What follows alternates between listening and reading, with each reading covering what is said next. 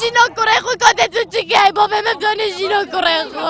ئەمە 11 بەم بۆ بێ خۆ نەدی 11 چگای بێ بۆ بێ خۆ.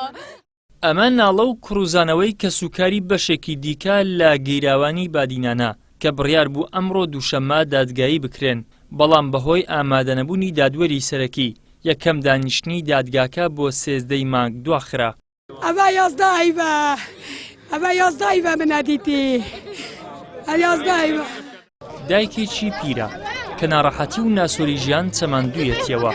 دەڵێت کوڕی من تەمەنی تەنها 16 ساڵ بووە کە چۆتە ریزی پێشمەرگە و لە شۆڕشی گوڵاندا بەشدار بووە کەچی ئێستا لە کونجی زینداندایە. باباشی چە؟ باباشی چە؟ حەبس و زیندانم. کوڕێ من عەمرەوی 11 ساڵ بی 11 ساڵ بی مەقەرێ کوڕێ من ماڵام بی مقرر کوڕێ من ماڵام ببی بۆ مەسعود بارزانانی جەرگێ من ئێستۆبی کوڕێ من بەردەت کوڕێ من بەردەت کوڕێ من ڕزگار کرد دەولەت سەرێوە بە واقع پێشمەرگەیە لە 17 ساڵی تەولی شوڕەشەی بی و حتا ئەڤر ڕۆژە دەستە سەرکردنەوەی بە تاوانی سێخۆڕیکردن بۆ ئەمریکا و برێتانیا ئەگەر ئەمریکا و برێتانیا دژی بە ملەتە من بوو چت کەند بە ملەتەدا ئەرێ ئەن بەرهەم ساڵح نینەرێ کردایە بۆ چه فڕێ کردیا نینەرێ خۆ ئەگەر دژی بە ملەتە بیتن. لای خۆیەوە کوڕی یەکێک لە دەستگیرکراوانی بادینانیش دەڵێت کاتێک باوکی خۆمم لە زیندان بینی نەمناسیەوە بەهۆی ئەوەی کێشی لەشی زۆر دابەزیوە دەشڵێت ماوەی 11 مانگە باوکم نەبینیوە و باوەڕیشم وایە لەو ماوەیەدا کە لە زیندان بووە زیاد لە 40 کیلۆ کێشی جەستەیی لەدەستداوە. کەسکاری ئێمە هەڵ نەژوورێ یەکێک لەوانە کە باوکم پێشمەرگەی دێرینی شوڕەشی گوڵان بووە و پێش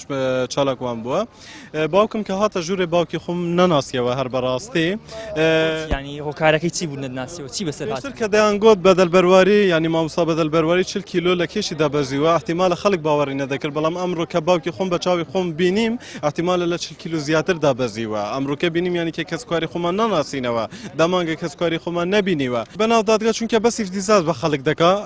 و دادگاکان دادگایەکی سیاسین هیچ دادگای سەربەخۆوانە نییە دادگاکانی هەرێمی کوردستان بە تایبەتی و ئەم دەڤەرە بە تایبەتی دادگایەکی سیاسی و هیچی تر نییە چونکە ئەگەر سیاسینە با چالاکوان و ڕۆژنامەوان و مامۆستایان لە بادینان دەستگیر نەدەکران ئەمڕۆکە لێرە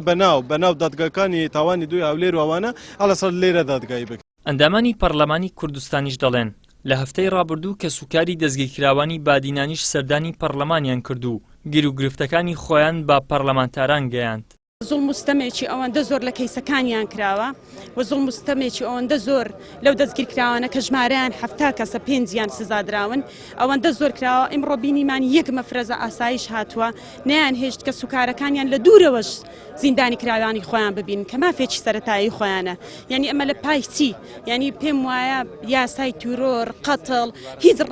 هیچی ڕێگە بەوان نادات کە دەستگیرکراوان ئاوا حەسڕ بکرێن و یەک مەفرەزە ئاسایش بێ نهێڵی لە دوورەوەش کە سوکاریان بیان بینن دوو قسەیان لەگەڵ بکەن بەنامای دادگایکردن دەبێ دادگایکردن بە شێوازێکی ئاشکرا بێ و هەموو علەنی بێ هەموو خەڵک بۆی هەبێ دانیشتێ نەکرد کە سوکاری خوان خەڵکی تریش کەسێک کاسبکارە بۆی هەیە بێ لە دۆخی دادگایی بێدانی شێو چاودێر بێ و ئاگادار بێ. ئەم دادگاییکردنە سەر لەبەری نایاسایە چونکە لە قۆناغی لێکۆڵینەوەدا ئەمان کەسیان پارێزەریان نەبووە دووەم ئەوەی پرسیار بوو بۆ ئێمە کە بەشێک لەو تۆمەتبارانە لە ناو هۆڵی دادگایە وتیان ئێمە پارێزەرمان ناوە هەندێکیان بە خەڵی نووسیوانە بۆ پارێزەرەکان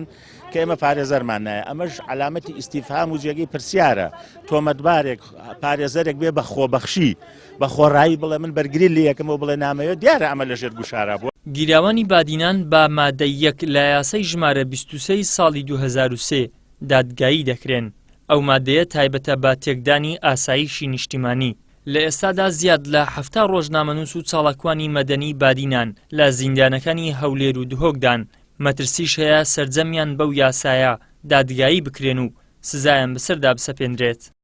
ئیدریس محەممەد کەناڵی ئاسمانی پەیام هەولێر.